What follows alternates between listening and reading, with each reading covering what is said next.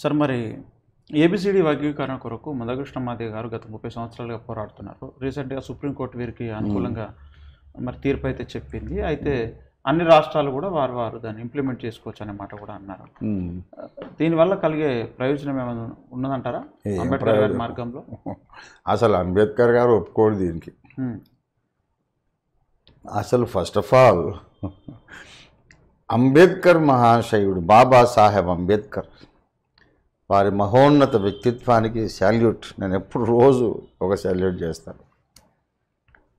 ఆయనే కనుక జీవించి ఉంటే మాల మహానాడు అనేది ఒకటి, మాదిగ దండోరా అనేది ఒకటి ఉండడానికి ఆయన ఒప్పుకోడు.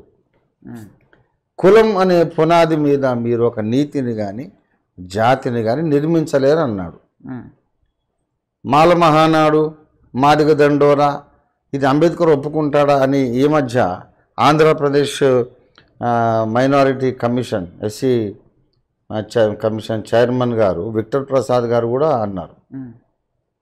అసలు ముందు బాబాసాహెబు ఈ మహానాడు దండోరా అనేది ఒప్పుకోడు కదా, అందరూ ఒకటి గండి అని చెప్తాడు ఆయన అని విక్టర్ ప్రసాద్ గారు కూడా అన్నారు. ఒక వేదిక మొన్న శ్రీకాకుళం జిల్లాలో ఒక అంబేద్కర్ విగ్రహావిష్కరణ ఇండియా ప్రజాబంధు పార్టీ పక్షంగా మనం చేశాం. వారు ముఖ్య అతిథిగా వచ్చారు విక్టర్ ప్రసాద్ గారు. వారన్నా చాలా బాగా అనిపించింది. అసలు నేను మొదటి నుంచి అదే అంటున్నాను, మందకృష్ణ గారికి అదే చెప్పాను. మీరు దండోరాని మాదిగ సోదరుల కొరకే ఒకటి వేరే ప్లాట్ఫామ్ పెట్టడం, వారు మహానాడు అని మాల సోదరుల కొరకు ఒకటి పెట్టడం అంబేద్కర్ మహాశయుడు ఒప్పుకోడు కదా. అంబేద్కర్ స్ఫూర్తిని, అంబేద్కర్ ఆలోచన విధానాన్ని మీరు ఎక్కడ గౌరవిస్తున్నారు? ఇప్పుడు అసలు ఏబిసిడి వర్గీకరణ అనేది మరి నేను డైరెక్ట్గా ప్రశ్నిస్తున్నాను.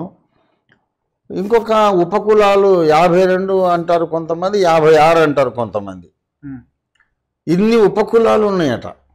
రేపు పొద్దున ఇప్పుడు ఈ ఉపకులాలు కూడా వర్గీకరణ చేసి మా నిష్పత్తి చొప్పున మా ప్రయారిటీ చొప్పున మీరు రిజర్వేషన్లు కూడా ఇవ్వాలి, ఇంప్లిమెంట్ చేయాలంటే అది సాధ్యమేనా? అది కష్టం కదా. కనుక ఇదంతా అనవసరమైనటువంటి రాజకీయం, ఒక కులం ఓట్లను ఒక ఓటు బ్యాంకుగా చేసుకునే రాజకీయం తప్ప ఇంకేం లేదు. దీనివల్ల ఎవ్వరికి కూడా ప్రయోజనం లేదు.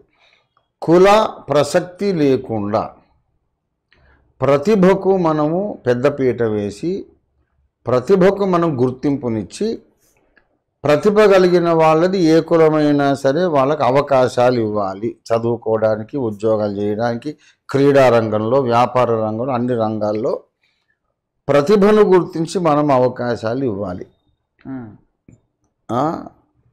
దారిద్ర్య రేఖకు దిగువన ఉన్న వాళ్ళందరికీ ఉచిత విద్య, ఉచిత వైద్యం వాళ్ళకి మనం ఇవ్వాలి. అలాగే ఉచితంగా విద్యా వైద్యం అనేది బిలో పావర్టీ లైన్ అందరికీ ఇస్తే అందులో మాల సోదరులు ఉండొచ్చు, మాదిగ సోదరులు ఉండొచ్చు, ఇంకా వేరే ట్రైబల్స్ ఉండొచ్చు, ఎవరైనా ఉండొచ్చు. అందులో మరీ పేదరికంలో మ్రగ్గుతున్నటువంటి రెడ్డి సోదరులు, బ్రాహ్మణ సోదరులు కూడా ఉండొచ్చు. భోజనానికి లేనటువంటి రెడ్లు లేరా, బ్రాహ్మణులు లేరా, ఉన్నారు. సో పావర్టీ లైన్ బిలో ఉన్నటువంటి వాళ్ళందరికీ ప్రభుత్వం ప్రోత్సాహకాలు ఇవ్వాలి. పావర్టీ లైన్ పైన ఉన్నవాళ్ళు వాళ్ళ ఆర్థిక స్థితిని బట్టి వాళ్ళు మాలలైనా మాదిగలైనా ఇంకెవరైనా వాళ్లకు ప్రభుత్వంకి ఎంకరేజ్మెంట్ అవసరం లేదు. సో ఈ ఎకనామిక్ సిచ్యువేషన్ చూడాలి, తర్వాత ప్రతిభను గుర్తించాలి అనేది ఇండియా ప్రజాబంధు పార్టీ పాలసీ. దీనివల్ల అనవసరమైన గొడవలు తప్ప దానివల్ల ఎవ్వరికీ లాభం లేదు. Sir okay sir, okay, thank you.